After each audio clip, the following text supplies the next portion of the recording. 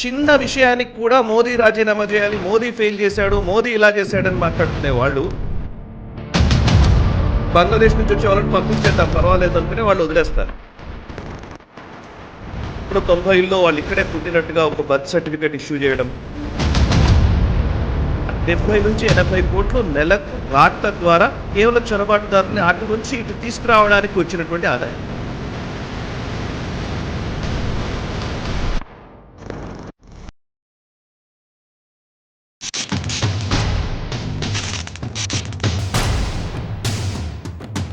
నమస్తే, welcome to right angle. నిజానికి ప్రజాస్వామ్యం పేరిట, రాజ్యాంగ విలువల పేరిట ఈ దేశాన్ని ఎలా దోచుకోవాలి, ఈ దేశాన్ని ఎలా నాశనం చేయాలి, ఎలా విచ్ఛిన్నం చేయాలి అని శత్రు దేశాలకు వంత పాడుతూ జరుగుతున్నటువంటి రాజకీయ ప్రహసనం దశాబ్దాలుగా మన భారతదేశంలో నెలకొంది.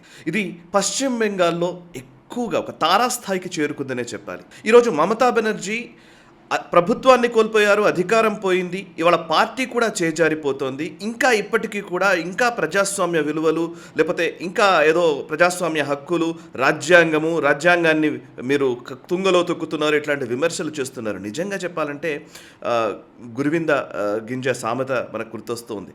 లిటరల్లీ గురువింద గింజకి తన కింద ఉన్న నలుపు తెలియదట. సో ఇవాళ తెలియక కాదు, ఇది తెలిసి చేస్తున్నటువంటి వ్యవహారమే. మమతా బెనర్జీకి సంబంధించి ఆమె ప్రభుత్వం ఉన్నప్పుడు జరిగినటువంటి ఎన్నో అకృత్యాలు, అక్రమాలు, దౌర్జన్యాలు ఒక్కొక్కటిగా వెలుగులోకి వస్తున్నాయి. వీటి గురించి బంగ్లా పత్రిక, ఒకటి బెంగాలీకి సంబంధించినటువంటి ఆనంద్ బజార్ అనే ఒక పత్రిక మరొక తాజా రిపోర్ట్ని రిలీజ్ చేసింది. అదేంటంటే ఎందుకు ఈ టీఎంసీ ప్రభుత్వము లేదా టీఎంసీ నాయకులు వీళ్ళందరూ కూడా ఈ చొరబాటుదారుల్ని ఎందుకు వెనకేసుకొస్తారు అంటే ఈ రిపోర్ట్లో అసలు విషయాలు తెలుస్తూ ఉన్నాయి. అదేంటంటే, ఒకటి, ఈ ఆనంద్ బజార్ పత్రిక ఒక రిపోర్ట్ రిలీజ్ చేస్తే అందులో ఆ రిపోర్ట్లో తేలినటువంటి విషయాలు ఏంటంటే, సుమారు 900 కోట్ల రూపాయల వ్యాపార లావాదేవీలు కేవలం చొరబాటుదారుల ద్వారా ప్రతి సంవత్సరం జరుగుతూ ఉండేది అనేది ఈ ఆనంద్ బజార్ పత్రిక చెప్పినటువంటి విషయం. అందులో ఏంటంటే సుమారు 900 కోట్ల రూపాయలు ఎవ్రీ ఇయర్ చేతులు మారుతూ ఉన్నాయి, కేవలం చొరబాటుదారుల్ని బంగ్లాదేశ్ నుంచి మన వెస్ట్ బెంగాల్లోకి తీసుకురావడం కోసం. ఆ డీటెయిల్స్ చెప్తే నిజంగా ఆశ్చర్యకరంగా అనిపిస్తోంది.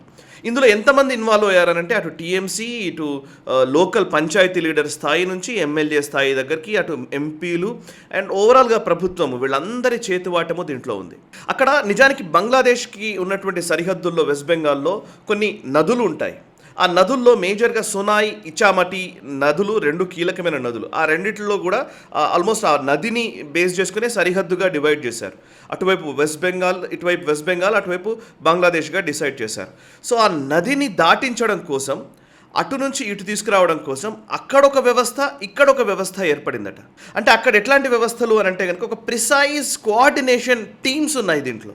అంటే అక్కడ బంగ్లాదేశ్ నుంచి చొరబాటుదారుల్ని పశ్చిమ బెంగాల్లోకి తీసుకొచ్చి ఇక్కడ సెటిల్ చేయడం కోసం వాళ్ళు అక్కడ కొంత రుసుము చెల్లిస్తే అక్కడ నుంచి వాళ్ళు మెల్లిగా ఈ సరిహద్దుల్లో గస్తీ కాస్తున్నటువంటి మన బలగాల కన్ను గప్పి లోపలికి తీసుకొస్తారు. లోపలికి తీసుకొచ్చి ఇక్కడ ఉన్నటువంటి పంచాయతీ లీడర్ స్థాయి నుంచి ఆల్మోస్ట్ ఎమ్మెల్యే స్థాయి వరకు అందరి చేతివాటంతో వాళ్లకు ఓటర్ ఐడీలు, ఆధార్ కార్డులు ఇవన్నీ ఇష్యూ చేస్తారు. ఆ మోడస్ ఆపరేండి అసలు యాక్చువల్లీ ఎలా వర్క్ చేస్తారు, ఆ ప్రాసెస్ ఎలా నడుస్తుంది అనే దాని మీద ఆనంద్ బజార్ పత్రిక డీటెయిల్డ్ ఇన్ఫర్మేషన్ రిలీజ్ చేసింది. అదేంటి అంటే, బన్గాం సబ్ డివిజన్లో కావచ్చు, లేకపోతే సుందర్బన్స్ అంటారు. సుందర్బన్స్ అంటే చిన్న చిన్న నదులు, మీరు ఆ ఇమేజ్లో చూడవచ్చు. ఆ నదులు పాయలుగా విడిపోయి బంగాళాఖాతంలో కలుస్తూ ఉంటాయి. సో గంగా నది ప్రవాహం నుంచి వచ్చినటువంటి చిన్న చిన్న నదులు, ఉపనదుల ద్వారా అది కలుస్తూ ఉంటుంది. సో ఈ చిన్న చిన్న వాటర్ వేస్ ఉంటాయి కదా, వాటిని ఆసరాగా చేసుకుని అక్కడ గస్తీకాయని నేపథ్యంలో అక్కడ పూర్తిగా మనం మిలిటరీని మోహరించలేము, బార్డర్ని పూర్తిగా ప్రొటెక్ట్ చేసుకోలేము. ఒకటి, ఫెన్సింగ్కి ల్యాండ్ ఇవ్వకుండా గవర్నమెంట్ అడ్డుకుంది కాబట్టి బీఎస్ఎఫ్ పూర్తిగా వాళ్ళ కంట్రోల్లోకి తీసుకోలేని పరిస్థితి ఉంటుంది.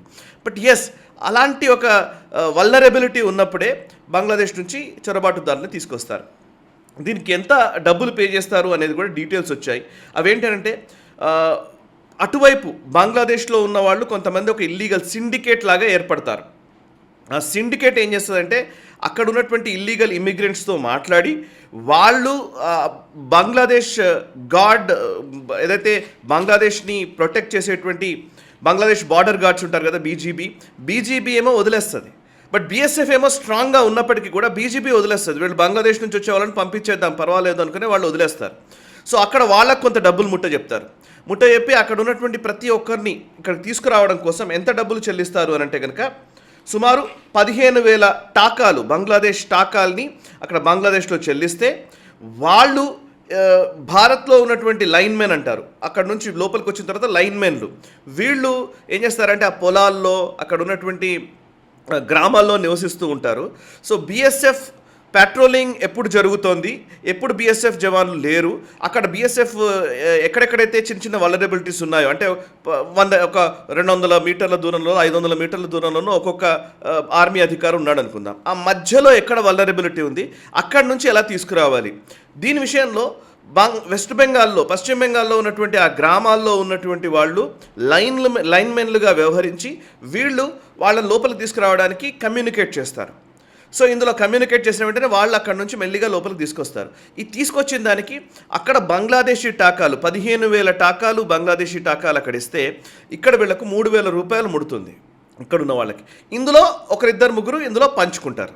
పంచుకున్న వెంటనే అయిపోదు, ఇది కేవలం బంగ్లాదేశ్ నుంచి వెస్ట్ బెంగాల్లోకి తీసుకొచ్చిన తర్వాత ఇక్కడ ఉన్నటువంటి పరిస్థితుల్లో, అంటే ఇక్కడ ఉన్నటువంటి లోకల్ పంచాయతీ లీడర్లను మేనేజ్ చేయడము, వాళ్ళ ద్వారా ఎప్పుడో పాత కాలం నాటి, అంటే 1980లోనో 90లోనో బర్త్ సర్టిఫికెట్లు ఉంటే వాళ్ళ ఏజ్ని బట్టి ఎప్పుడో 90లో వాళ్ళు ఇక్కడే పుట్టినట్టుగా ఒక బర్త్ సర్టిఫికెట్ ఇష్యూ చేయడము, ఆ బర్త్ సర్టిఫికెట్ ఫేక్ సర్టిఫికెట్స్ ఇవన్నీ కూడా అవి ఇష్యూ చేయడానికి కొన్ని పంచాయతీల్లో అయితే, కొంతమంది హకీంపూర్ లాంటి కొన్ని ప్లేసుల్లో అయితే వాళ్ళు ఒక సపరేట్ మిషనరీనే తయారు చేసుకున్నారట.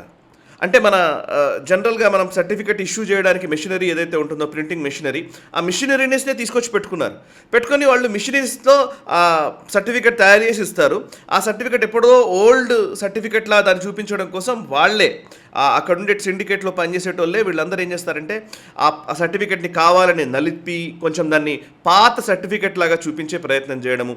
దానికోసం ఈ బియ్యంపు సంచులు ఉంటాయి కదా, బియ్యంపు డబ్బాల్లో దాన్ని పెట్టి పైన బియ్యం వేసి కొన్ని రోజుల పాటు ఉంచేసరికి అది పాత పేపర్ లాగా కనిపించేలాగా దాన్ని చేసి దాన్ని ఇచ్చేస్తారు. సో అది 90s 80sలో 90sలో మేము వచ్చాము, అప్పటికే ఇక్కడ సిటిజన్షిప్ ఆల్మోస్ట్ మేము తీసుకున్నట్టే, మేము ఇక్కడ ఓటర్ ఐడీలు ఇస్తారు వాళ్ళకి, ఆ బర్త్ సర్టిఫికేట్ని బేస్ చేసుకుని ఓటర్ ఐడీలు వస్తాయి, ఆధార్ కార్డులు వస్తాయి, అన్నీ వచ్చేస్తాయి. ఈవెన్ కొంతమందికి అయితే సర్టిఫికెట్లు, ఈవెన్ 10th పాస్ అయిన సర్టిఫికెట్ కూడా ఇచ్చినారంట. అంటే అర్థం చేసుకోండి. సో అటువైపు ఉన్నటువంటి సిండికేట్లో పనిచేసేవాళ్ళు, ఇటువైపు ఉన్నటువంటి లైన్మెన్లు, లేకపోతే ఇక్కడ పనిచేసేటువంటి సిండికేట్లు, ఇక్కడ ఉన్నటువంటి లోకల్ పంచాయతీ లీడర్లు, బ్లాక్ లెవెల్ లీడర్లు, లేకపోతే గ్రామ పంచాయతీకి సంబంధించిన సర్పంచ్లు, వీళ్ళిద్దరి మధ్య వీళ్ళిద్దరి మధ్య ఒక ఒప్పందాల మేరకు వాళ్ళని తీసుకొచ్చి వాళ్ళని ఇక్కడ సెటిల్ డౌన్ చేస్తారు. ఎక్కడెక్కడ సెటిల్ చేస్తారు అని అంటే కనుక, ఎక్కడ వాళ్ళకు డెమోగ్రఫీ, అంటే మేజర్గా ఓటర్లకు సంబంధించి, ముఖ్యంగా ఈ పర్టికులర్ టీఎంసీకి అనుకూలంగా వాతావరణం బిల్డ్ అవ్వడానికి, అందరినీ ఒకే దగ్గర మోహరిస్తే ఒకే నియోజకవర్గం గెలవగలుగుతాం. ఎక్కడైతే హిందువులు మెజారిటీగా ఉన్నారో అక్కడ కొంతమందిని డిప్లాయ్ చేస్తూ వస్తూ ఉంటారు. ఇది ఒక 4-5 సంవత్సరాల్లో అక్కడ ఒక పాపులేషన్ పెరుగుతుంది. ఎంతమంది వస్తారు నేను చెప్తాను నెంబర్. ప్రతిరోజు సుమారు 30 నుంచి 35 మంది కేవలం 1-2 నదుల నుంచి వచ్చేవాళ్ళేనట. మినిమం పర్ డే 30 to 35 చొరబాటుదారులు వస్తున్నారు. 30 నుంచి 35 మంది వస్తున్నారు. అంటే ఈ చొరబాటుదారులు మొత్తంగా ఓవరాల్గా ఎంత అవుతారు, నెలకి ఒక్క ఘాట్, అంటే అక్కడ చాలా ఘాట్స్ ఉన్నాయి, ఒక్క ఘాట్కి 6 లక్షల రూపాయల ట్రాన్సాక్షన్స్ ప్రతి నెల జరుగుతాయట. ప్రతి ఘాట్కి, అంటే అర్థం చేసుకోండి, ఒక ఘాట్ ఉంది అని అంటే నదుల దగ్గర ఉండే ఘాట్లలో 6 లక్షల రూపాయల ట్రాన్సాక్షన్స్ ప్రతి నెల జరుగుతుంది. 6 లక్షల రూపాయలు నెలకు అక్కడ ట్రాన్సాక్షన్ జరుగుతుందని అంటే ఇది ఒక పెద్ద బిజినెస్. సో 6 లక్షల రూపాయలు అని అంటే ఓవరాల్గా వెస్ట్ బెంగాల్లో ఒక 1000 క్రాసింగ్ పాయింట్స్ ఉన్నాయి మొత్తం అటు ఇటు వచ్చేవి.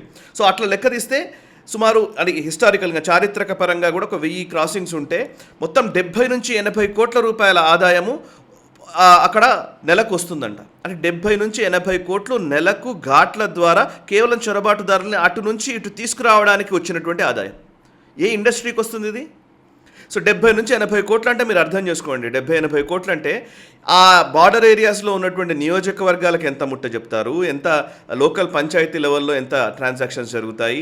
మళ్ళీ ఇది కేవలం ఇటువైపు తీసుకురావడానికే, వచ్చిన తర్వాత వాళ్ళని సెటిల్ డౌన్ చేయడానికి బర్త్ సర్టిఫికెట్లు, ఆధార్ కార్డులు, ఈవెన్ ఓటర్ ఐడీలు, అండ్ వాళ్ళకి ఇచ్చే సంక్షేమ పథకాల్లో చేతివాటము, ఒకవేళ పథకాలు వాళ్ళకి ఇచ్చేసి, అంటే వాళ్ళకి చొరబాటుదారులకు అన్ని పథకాలు ఇస్తారు, ఆ పథకాల్లో ఇవ్వడానికి మళ్ళీ కొంత డబ్బులు. సో ఓవరాల్గా చెప్పాలంటే ఒక పెద్ద ఇండస్ట్రీ డెవలప్ అయింది. అంటే ఇది కేవలం అటు నుంచి ఇటు వచ్చే వాళ్ళకి 900 కోట్ల రూపాయల ట్రాన్సాక్షన్స్ ప్రతి సంవత్సరం జరుగుతున్నాయనేది ఈ ఆనంద్ బజార్ పత్రిక అంచనా. అండ్ వాళ్ళు చేసినటువంటి ఇన్వెస్టిగేటివ్ రిపోర్టింగ్లో తేలినటువంటి విషయాలు. 900 కోట్ల రూపాయలు ఓన్లీ రావడానికే.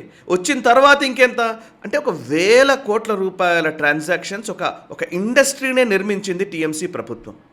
ఈ ఇండస్ట్రీ 3 రకాలుగా పనిచేస్తుంది. ఒకటి, డబ్బు ఆదాయం వస్తుంది అక్కడ ఎమ్మెల్యేలకు, వీళ్ళకి, అక్కడ ఉన్నటువంటి లోకల్ లీడర్స్కి, వీళ్ళందరికీ ఎవ్రీ డే ఇన్కమ్ లాంటిదే ఇది, ఒకవేళ ఇన్కమ్.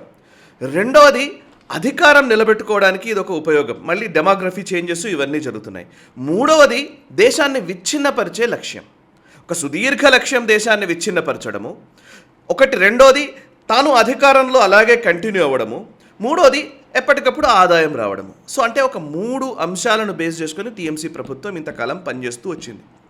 అంటే ఇంకా ఇప్పటికీ ఇవన్నీ బయటకు వస్తున్నా కూడా మళ్ళీ వాళ్ళే బుకాయిస్తూ ఉన్నారు. నిజంగా ఒక్కరు మాట్లాడట్లేదు. ఈరోజు మేధావుల పేరిట ఉన్నటువంటి వాళ్ళు ఒక్కళ్ళు కూడా ఈ అంశాల గురించి మాట్లాడట్లేదు. ఇట్లాంటి వ్యవహారమే కనుక భారతీయ జనతా పార్టీ కనుక చేస్తే, లేదా ఆర్ఎస్ఎస్ఓ లేకపోతే వీళ్ళు కొంచెం చిన్న తప్పిదం చేస్తే విపరీతంగా మీద పడిపోయేటువంటి జనాలు ఇవాళ రిజైన్ చేయాలి, ఎడ్యుకేషన్ మినిస్టర్ రిజైన్ చేయాలని నేను దీనికి లింక్ పెట్టట్లేదు. బట్ నీట్కి గురించి అందులో జరిగే అవకతవకలు అందులో ఉండవచ్చు కాక, ఒక చిన్న విషయానికి కూడా మోదీ రాజీనామా చేయాలి, మోదీ ఫెయిల్ చేశాడు, మోదీ ఇలా చేశాడని మాట్లాడుతునే వాళ్ళు.